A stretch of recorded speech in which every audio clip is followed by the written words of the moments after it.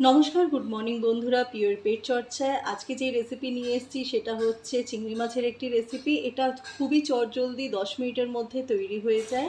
আজকে আমার ঘুম থেকে উঠতে প্রচণ্ড দেরি হয়ে গেছে, তাই ভাবলাম চলো তোমাদের সাথে আমি এই রেসিপিটা আজকে শেয়ার করি।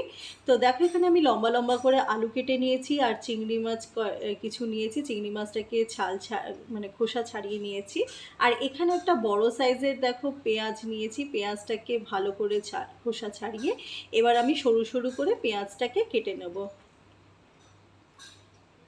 পেঁয়াজটা আমি এখানে একটাই নিয়েছি, তোমরা চাইলে এখানে দুটো পেঁয়াজ নিতে পারো। পেঁয়াজটা বেশি হলে খেতেও কিন্তু বেশ ভালো লাগে।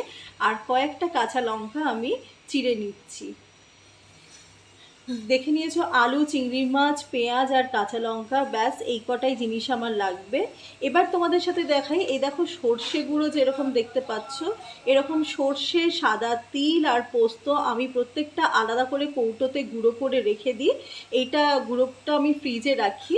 তো দেখো, আমি এখানে সর্ষে গুঁড়োটা নিয়েছি 1.5 চামচ, পোস্ত নিয়েছি 1 চামচ আর 1 চামচের মতো নিয়েছি সাদা তিলের গুঁড়ো।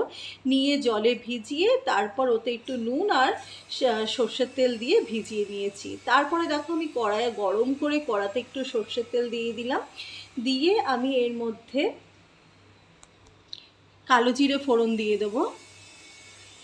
তারপর যে কাঁচা লঙ্কাগুলো আমি চিড়ে রেখেছিলাম সেই কাঁচা লঙ্কাগুলো দিয়ে দিলাম। সঙ্গে তার মধ্যে দিয়ে দিলাম হচ্ছে চিংড়ি মাছগুলো। এরপর আমি দিয়ে দেব টুকরো করে রাখা পেঁয়াজ আর আলু। এখানে নাড়ানাড়ির কোনো সমস্যা নেই, জাস্ট সব একসাথে দিয়ে একদম পুরোপুরি চাপিয়ে দাও। তারপরে দিয়ে দিলাম স্বাদ অনুযায়ী নুন আর একটু হলুদ, মানে পরিমাণ মতো হলুদ দিয়ে এবার পুরোটা মিক্সড করে নেব, মানে ভালো করে মাখিয়ে নিয়ে নাড়াচাড়া করে নিয়ে তারপরে চাপা দিয়ে দেবো। এখানে চাপার আমি ততক্ষণই দেবো, মানে এটা আমার ভাজা ভাজা করার প্রয়োজন নেই, জাস্ট আমি চাপাটা দিয়ে রাখছি কেন, আলুটা সেদ্ধ হয়ে যাওয়ার জন্য আমি চাপাটা দিয়ে রাখলাম। এখানে মিনিট 5 দেখো চাপাটা দিয়ে রেখেছিলাম। তারপরে এবার যে আমি ওই পেস্টটা যেটা আমি জলে গুলে রেখেছিলাম সেই পেস্টটা কিন্তু ওর মধ্যে দিয়ে পুরোটা ভালো করে একবার মিক্সড করে নিয়ে দেখো পুরোটা ভালো করে মিক্সড করে নিচ্ছি।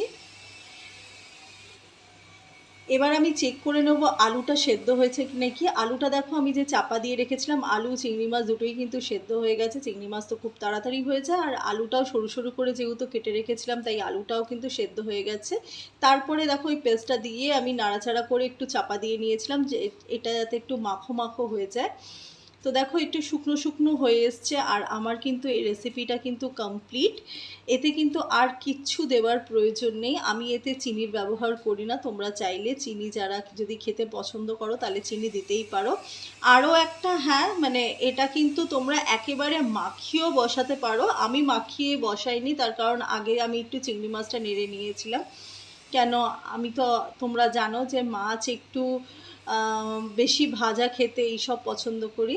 তো চিংড়ি মাছের সেরকম আমার কোনো সমস্যা হয় না, তাও আমি একটু আগে তেলের মধ্যে আগে নেড়ে নিয়েছিলাম আলুর সাথে। আর অনেক সময় ভয় থাকে যে একসাথে মেখে বসালে সর্ষেটা ঠিক কীরকম হবে সেটা বোঝা যায় না, সর্ষেটার জন্য তেতো হয়ে যায়, তাই জন্য সর্ষেটা আমি পরে দিলাম। তো দেখো, আমার তৈরি হয়ে গেছে চিংড়ি মাছের এই রেসিপিটা। আর এটা কিন্তু গরম ভাতের সাথে খেতে দুর্দান্ত লাগে, তোমরাও একবার ট্রাই করে দেখতে পারো। খুব চটজলদি এটা তৈরি হয়ে যায়।